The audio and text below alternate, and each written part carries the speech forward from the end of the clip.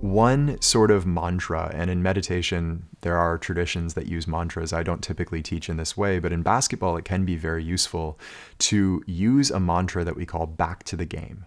Okay? Whenever you find your mind sort of wandering, as we know, we can't enter the present moment, we can't enter a flow state or the zone through our thoughts. So we focus back in on our actions, and the mantra to use is simply to say, back to the game. Every time we find our mind wandering, back to the game. Every time we're worried about something that may happen, back to the game. Every time we regret a mistake that we made on the last, back to the game. Back to the game, back to the game, back to the game. What are my actions in this moment? What's happening right now?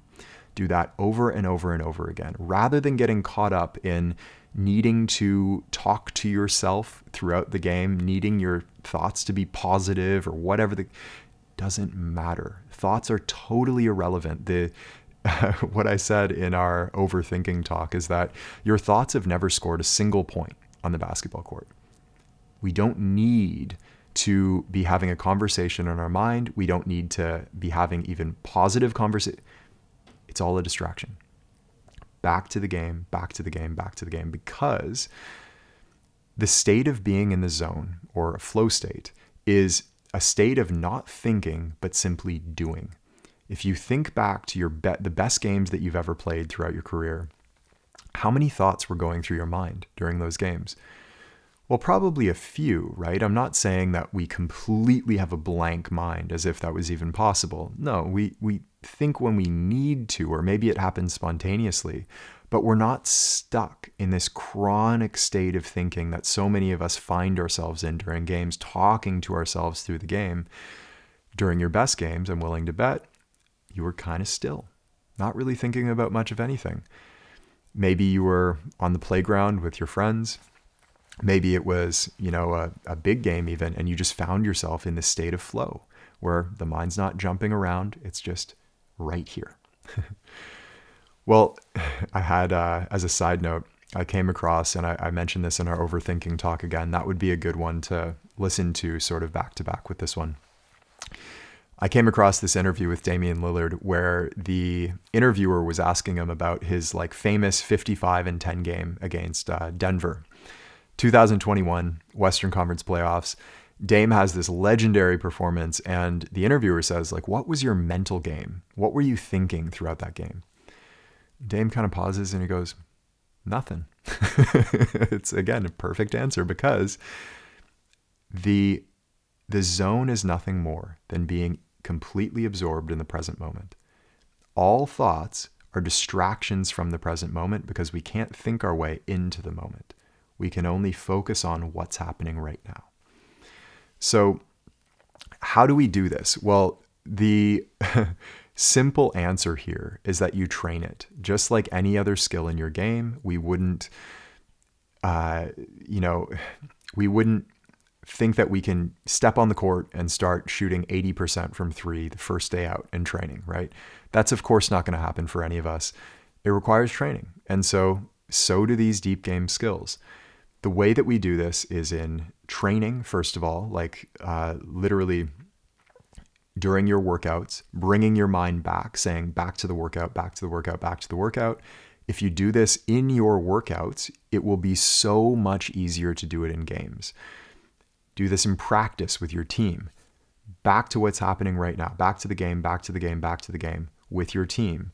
The more that you entertain that sort of wandering mind and the mind jumping all over the place while you're in the gym, the more it's going to happen during games. And so not only do we practice it during games, we also do during training and practice. The other one, of course, is meditation. And meditation is the practice of entering the present moment on deeper and deeper levels. So my typical prescription to players is to be meditating about 20 minutes per day. This silver bullet that I always, so few people do this, but what I say is if you want to get really good at this, then every morning, wake up, take a cold shower, and sit. That's the silver bullet. I know not a lot of people will do this, and not saying you have to do it in this way. You can do it later in the day, but the optimal schedule for this would be wake up, cold shower, meditate. Start with about 20 minutes. We have a full talk here, a complete guide to meditation for basketball, I believe it's titled. That has a guided session in it if you'd like to use that. But begin actually training your ability to relax your mind and absorb it in what's happening right now. This will pay huge dividends on the basketball court during games. And finally, this is the one that maybe is the hardest to do. I find it anyway the hardest to do. But practice this in daily life. I've got a couple props for you in this talk. Page 29 of the Mamba Mentality book. I'm holding it up right here. I'm going to read it to you, okay? Where is it? Let's see. Okay, page 29.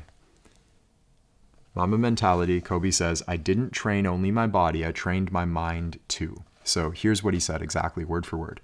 The only way I was able to pick up details on the court, to be aware of the minutia on the hardwood, was by training my mind to do that off the court and focusing on every detail in my daily life. By reading, by paying attention in class and in practice, by working, I strengthened my focus. By doing all of that, I strengthened my ability to be present and not have a wandering mind. In other words, throughout his daily life, Kobe would simply focus on whatever he was doing. It was that sort of, daily life method of back to the game, back to the game, back to the game, back to the dishes that I'm washing, back to the homework that I'm doing, back to the lesson that my teacher is teaching in front of the class, back to the game, back to the game, back to the game. Every time we bring our wandering mind back into the moment, it's that bicep curl for our focus muscle that I've mentioned so many times in the past. It gets a little bit stronger every single time. So the core point here, if you can practice this, then you can learn to access the zone, which, as we learned, is nothing more than the space between the past and the future. In other words, the zone is the present moment. To enter the present moment, we can't think our way in because our thoughts are not instantaneous like the present moment is. They have a lag time. So we can only focus on what's happening right now. If you understand this and you understand that we can't enter the present moment through our thoughts, then that back to the game meditation and that active form of meditation that basketball can become is one of coming back to what's happening right now. What are our actions in this moment? And of course, just like any other skill, we can't expect that we'll be perfect at this first time out. We practice it in training, in meditation, and in our daily life, of course, in practices and games as well. And the more that we practice it, the better we get at it, just like any other skill. So the zone or a flow state is more like a skill that we can cultivate in our game. Of course, it's a state of consciousness, but the skill of accessing that state of consciousness is something that you can absolutely develop. Hey, it's Taylor. I hope you enjoyed this clip. And if you'd like to watch the full-length talk, we'll have the title and or link for you in the description so that you can check it out there. And as always, if you'd like to go even deeper, the best place to do that is in our free masterclass over at deepgame.com, which I believe will be the most powerful hour of basketball learning of your life. I hope we see you there.